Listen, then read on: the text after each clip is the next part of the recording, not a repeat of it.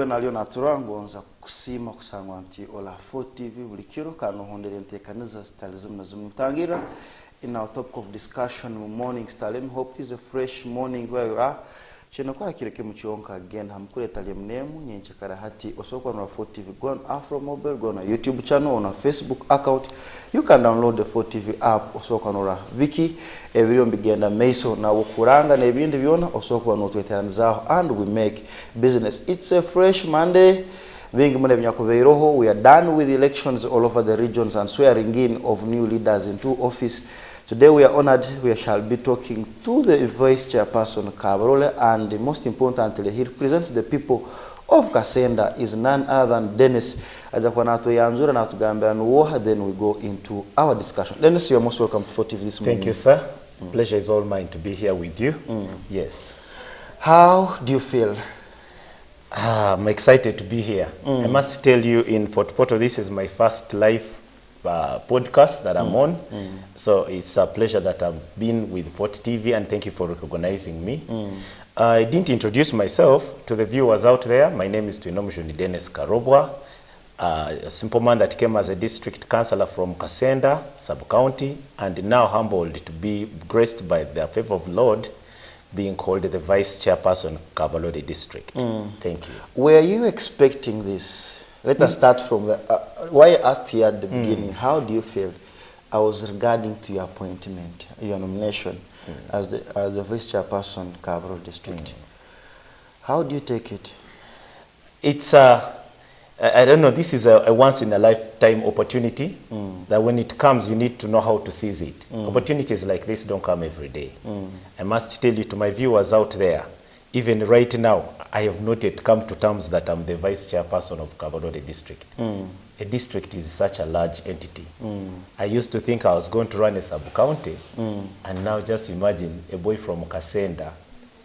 Kasenda is about 35 kilometers away from Fort Portal, and today is within the biggest office of Kabalode District. So I can't really, no words that can explain how I feel.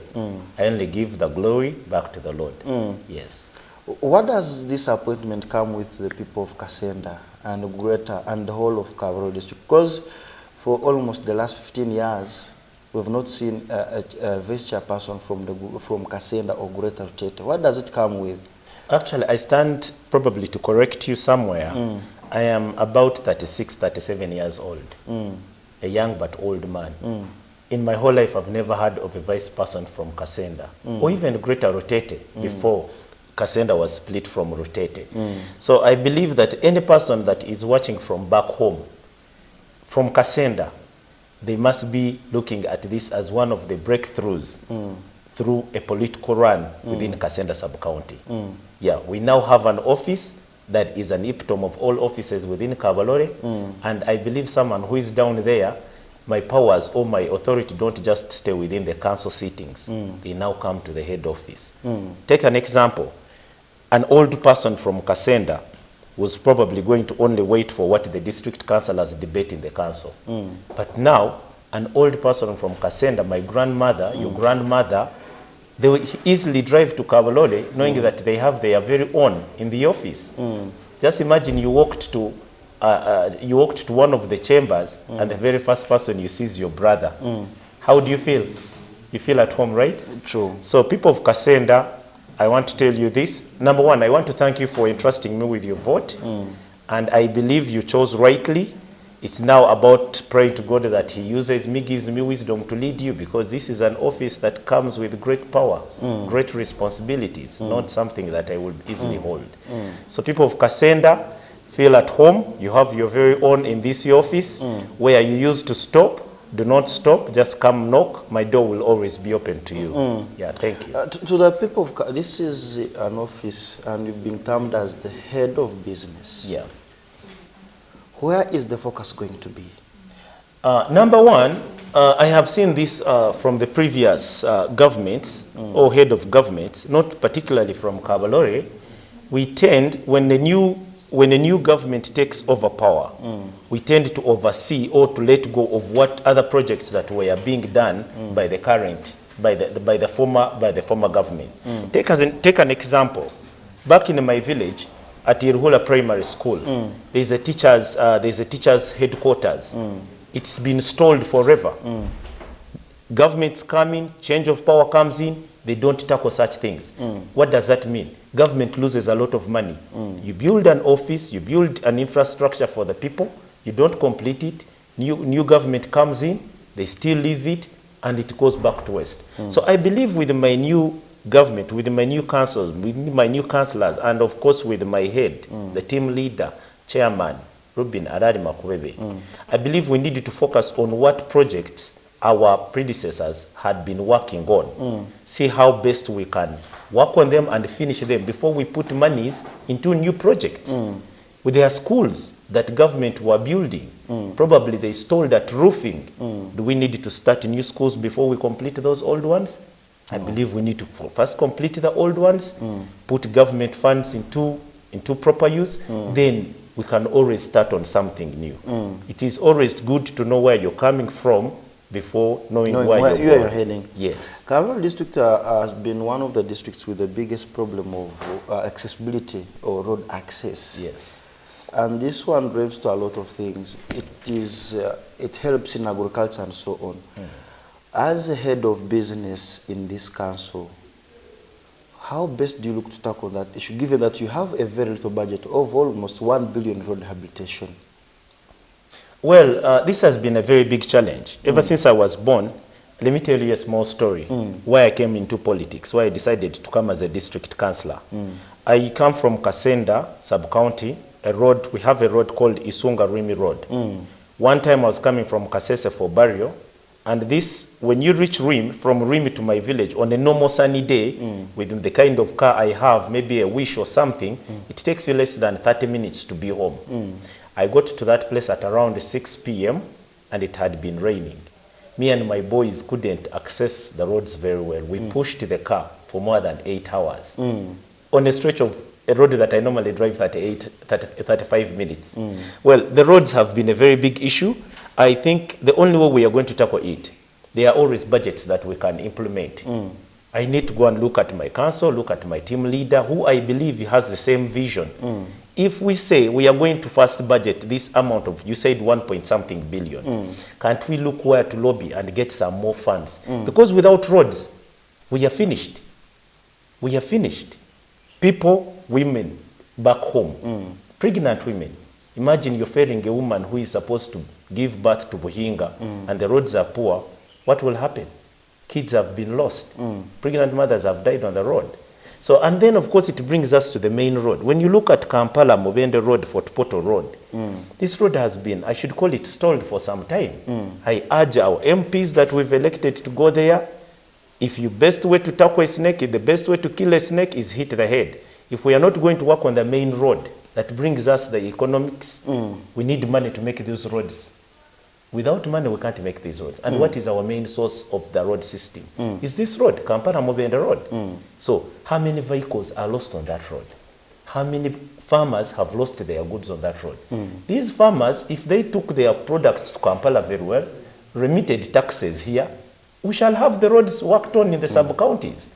So I urge our MPs out there, please make sure that in these 5 years, that road, Fort Portal Mubende Kampala Road, is worked on. Other than that, Fort Portal is cut off.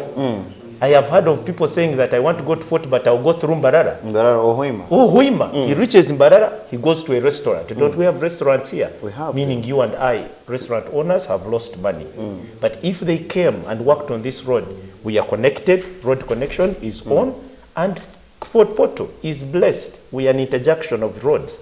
Kamwenje Road, Kasese Road, Bundubujo Road, and Kampala Road. Meaning it's a center. But now you go to Kasese, the road systems are fine. Business is going on very well. So the best way to tackle this is, number one, I urge our MPs, please make sure this road is fixed. If it is fixed, business will boom in Kabalore. Trust me. And once business booms, we get taxes. Taxes are the ones that make these roads down there. Yeah, that's what I think. Kabalore district being a rural district, the revenue collection seem to be down. Particularly we look at Kasenda sub-county and Kasenda town councils. You are among the sub-counties that host a lot of tourists here. But we seem to see the revenue collections in those two sub-counties remains down, how best are you looking at working with the hotel owners that see that we get enough revenue from these people? Because this is the only source of funding that can really boost our economy as Kavrole. Well, statistics might fail us here, especially being our first time to sit together, maybe probably next time. People call Fort Portal a tourism city. But let's be honest, look down deep into yourself. What things do we have here that relate us to a tourism city?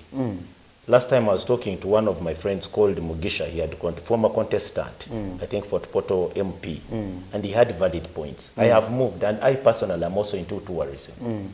Kasese is taking the tourism thing from us. They have the hotels working.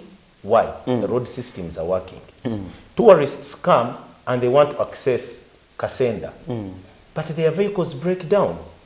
We are still having the same thing. Because now when you look at the stakeholders, those are the lodge holders, the lodge owners, for example, the Ndali, we have the chimpanzee, and right now the one that is coming up under our proprietorship, we're called Karobwa.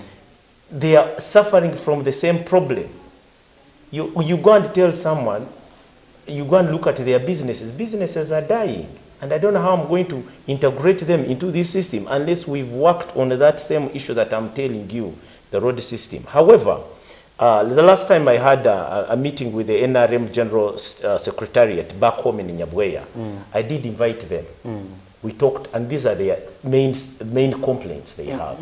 They are willing to work with us, and I believe now, since they were working with me as a district councillor, if they have a knowledge that I am now the vice chairperson, I think even their zeal to go, their energy to come and invest with us, I think that will be something very easy.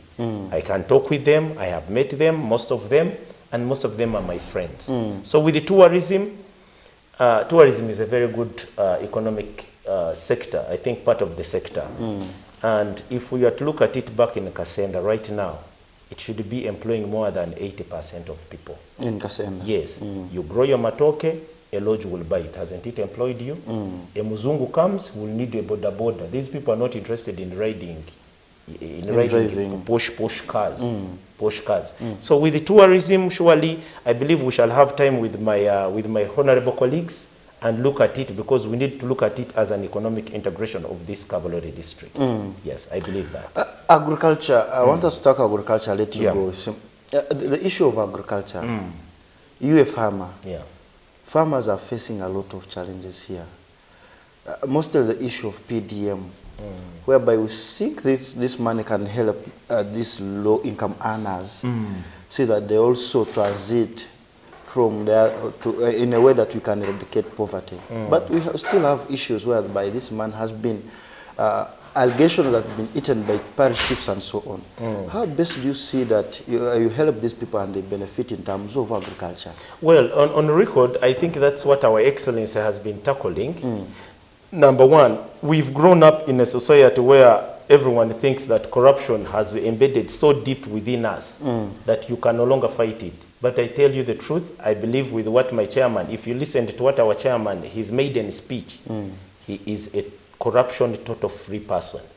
And I believe once we have an office where people know that there is less corruption or no corruption at all, then totally we are going to fight it. I have had issues down back in my home. I always refer to my Kasenda. Someone wants 1 million, but they are asked to first deposit 200,000. What do they get? 800,000. 800,000. 200,000 less. And remember, this PDM is money supposed to be remitted or taken back by the government at the end of its grace period. Now, how do we come in? We are going to tell people. We are going to sensitize people. Radio, talk shows. I believe TVs will work. Let this TV reach out to a person in the village. In that, if you know that someone is asking you for a certain amount of money, now Kasenda, you're lucky. You can approach my office.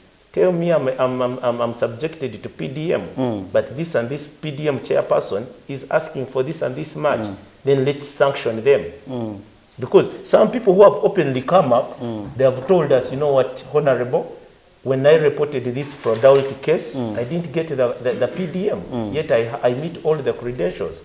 So because we had not assumed power, our authorities were limited, we couldn't help that much. But now the authority is there. PDM chair people, please watch out. I tell you, this is a new term, and like our president said, it is Kisanja what? Hakuna kulala. Hakuna kulala. So there is no sleeping, we are not sleeping. Yes. Maybe back to your sub-county, what are the key priorities that you look at tackling in the first 100 days in your sub-county that you represent? Because you're here because of Kasenda. Yes. Growing up, I used to know Kasenda as one of those key sub-counties within Kabalore district. And I'm very proud to be honored that I was born in a family of the great old man, Karoba Christo Shave, a man that has worked tirelessly all his life for the good and better of Kasenda. He happened, with his small authority and powers and God's favor, he happened to meet His Excellency. And there are things that the Excellency pledged to give to Kasenda sub-county. One, there was a road, Isunga Bulambira Road. That road was pledged to be tarmacked, and up to now, we've never heard of anything happening. Then there was Ilhure Health Center 3 being made for. It's still stalled. The best we've gotten is down there, and anyone can come and look at it. Ilhura Vocational School. Kasenda is doing badly like any other sub-county. So I told my people of Kasenda, if you give me your vote, I will start with these 3 main projects. And I believe I've shared them with my chairman. He has gotten a chance. He came and looked at those 3 projects. The paperwork is there, signed by His Excellency. We just need to move it. And I believe with you and me, you can't develop without a road. The road was given to us by His Excellency. I don't know what's happening to it, and that's what has brought me to the district headquarters. Health Center 3 to be made 4. You know what it comes with the Health Center 4? All those other benefits that come with it. Where are we? We are being stalled. Pregnant mothers are dying in my car, taking them to Buhinga. That experience I do not want. Then look at vocational. A child goes through primary and does not have money to take them to secondary. What do? They go back home, become drunkards. But I believe if the child is going, if they join the vocational, get hands-on skills, make doors, carpentry, bricklaying, be a builder. These are jobs that we need today that will help us in eradicating poverty. So those Kasenda people, I do not pledge so much. I only pledge that I'm going to try and see how best to get these projects out. And after that, then we can always look at other things. Maybe as we went up, we've been in an election, tough one. What is your message to your fellow councillors? That one. I just saw how we concluded our swearing in on Friday on the 22nd. And then when I was driving back home, I went to the social media, internet, and then TikTok. And one to be in court, this journalist was saying, Kanso ya Kasenda, I mean ya Kabarole, ya Chinga Nebitomi. There were fights. And of course, to those that any of us wronged, to those that any of us you feel we wronged you, it's time to forgive each other. Put all that behind. 5 years is not so many, is not so much. And above all, we need each other. We need each other. Today I can be in this office and tomorrow I'm out. Don't think that I'm in this office permanently. Take an example, our great darling speaker, Anita Among. Where is she today? She was the epitome of power. Today the office is going to be assumed by someone else. True. I could be the vice chairperson today. And 2 months down, you who was fighting me could be replacing me. So what were we fighting for? So I call for peace and unity. Respect each office, respect each person that assumed power. If be the chairperson, if be the chairperson to works, finance, speaker, even the chairperson. There are people already planning to fight him because probably of what they think or what happened. I call for unity, you people. Let's work together because we're here to serve the people of Kabalole, not selfish interest. People are fighting for these chairs because they think there's extra financial muscle behind. The finances come and go. At the end of the day, I need you. I need a fellow district councillor from as far as Chivasi. Yes. That is the only thing. Unity and harmony. It was a pleasure having you, Dennis. I wish you all the best. Wabe na turora tukusima mu kusanga nti obeeroho kandi tukusaba nti ogumeho kwa notura wentekaniza estalism nazimu. Gondeza okusiba kurunga.